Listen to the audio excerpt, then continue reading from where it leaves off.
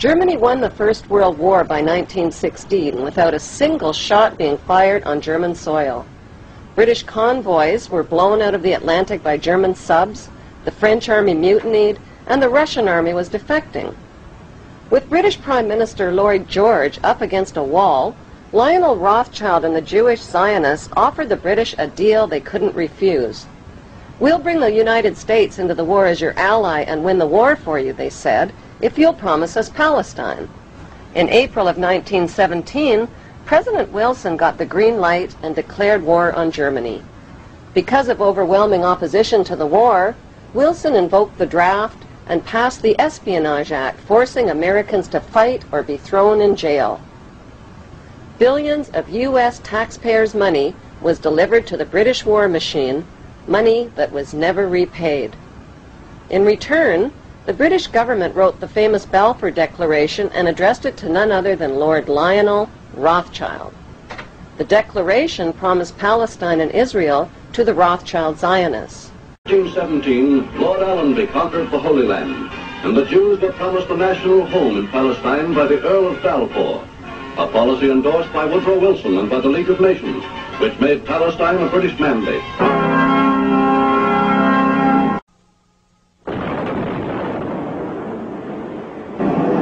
With the fall of Nazi Germany, the Rothschilds wasted no time waving their Balfour Declaration at the British government and reminding them of their written promise to give them Palestine.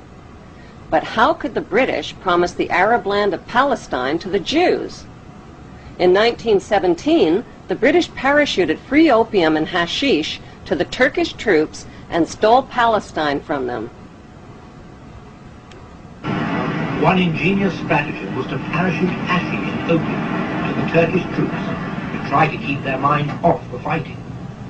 Allenby's strategy worked brilliantly. During World War II, the British needed Arab oil and signed an agreement with the Arabs which forbid Jewish immigration into Palestine. Then at the end of the war, the British broke their agreement with the Arabs and allowed the Rothschild Jewish Zionists to smuggle hundreds of thousands of Jews from around the world into Palestine. To win public support, the Rothschilds, who owned Reuters and the Associated Press, bombarded their media empire with images of homeless Jewish Holocaust refugees crowded together in ships off the coast of Palestine. On October 24, 1945, the Bankster pirates gave birth to their most powerful weapon of global control, the United Nations. According to plan, the British pulled out of Palestine and gave the land to the Jewish Zionists. These Zionist extremists call themselves God's chosen race of people and believe they have a God-given right to the land of the Palestinians. It is important to know that the land now called Israel was originally called Canaan in ancient times. Canaan was populated by the Canaanite people, who were the ancestors of today's Palestinians imprisoned in refugee camps in Israel. About 3,500 years ago, the Semitic Hyksos kings ruled Egypt for 100 years, but were expelled from Egypt into Canaan. The Egyptians called these Hyksos people the Habarus, which means Hebrews. These expelled Hebrews invaded and conquered the land of Canaan and changed the name of the land from Canaan to Israel.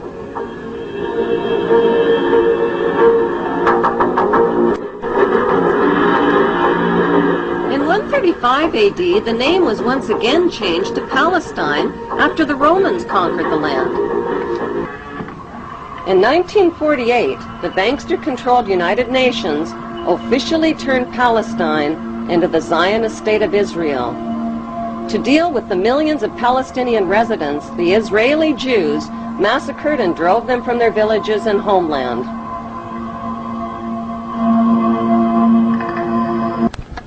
The Jews herded the Palestinians into two separated regions called the West Bank and the Gaza Strip. The Rothschilds soon began financing Jewish Holocaust refugees to build illegal Jewish settlements on Palestinian land. These illegal Jewish settlements set the stage for Israel's Prime Minister Ariel Sharon's reign of terror against Palestinians who dared to defend what was left of their stolen homeland. Like Saddam Hussein, Sharon violated dozens of UN resolutions by using hundreds of tanks and American-supplied gunships and planes in an unrelenting campaign of bombing, murdering, bulldozing, starving, and terrorizing the Palestinians off of what remained of their land.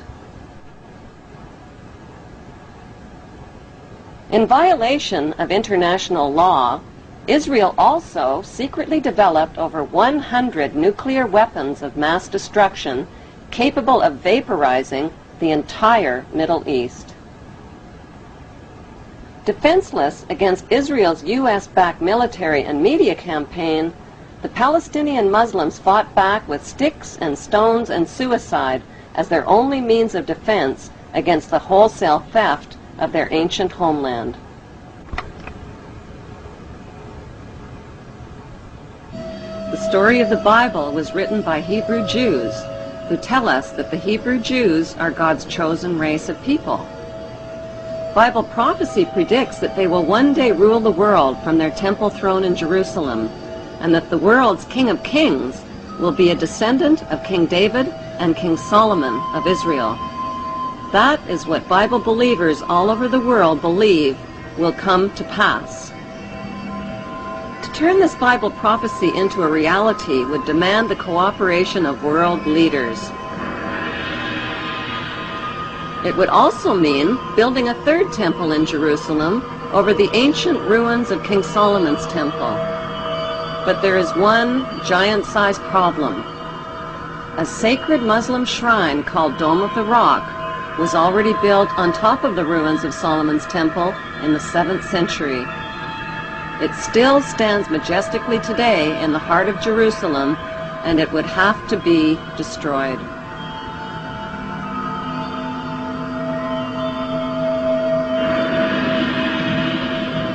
Since Israel is surrounded by not-so-friendly Muslim nations, and with millions of Muslim Palestinians living in Israel's West Bank and Gaza Strip, this Bible prophecy is impossible to fulfill.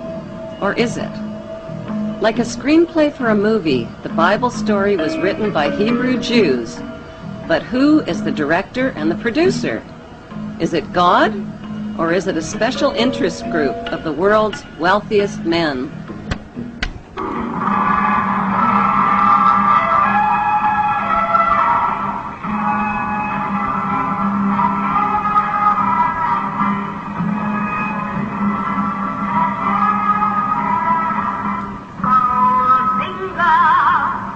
The Rothschilds, whose front companies had helped finance Hitler and the Jewish slave labor camps, had turned Jewish Holocaust victims into victimizers.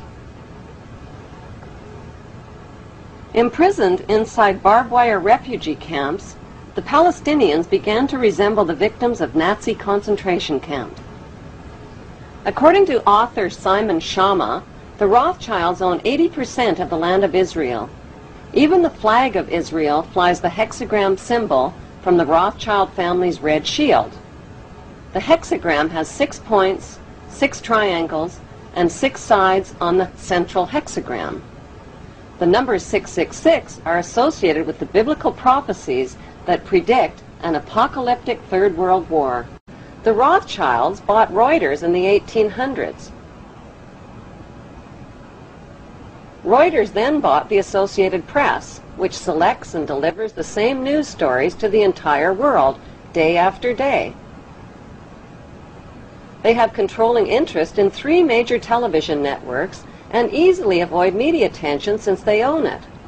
Until recently, they owned and operated England's Royal Mint and continue to be the gold agent for the Bank of England, which they also direct.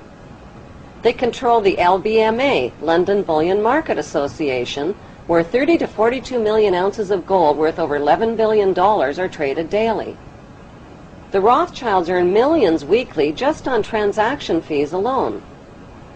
They also fix the world price of gold on a daily basis and profit from its ups and downs. Over the centuries, the Rothschilds have amassed trillions of dollars worth of gold bullion in their subterranean vaults and have cornered the world's gold supply. They own controlling interest in the world's largest oil company, Royal Dutch Shell. They operate phony charities and offshore banking services where the wealth of the black nobility in the Vatican is hidden in secret accounts at Rothschild Swiss banks, trusts, and holding companies. Although Evelyn Rothschild looks like a harmless gray-haired old man, make no mistake about it, Rothschild and his ancestors have handpicked presidents, crashed stock markets, bankrupted nations, orchestrated wars, and sponsored the mass murder and impoverishment of millions. The wealth hoarded by this one family alone could feed, clothe, and shelter every human being on earth.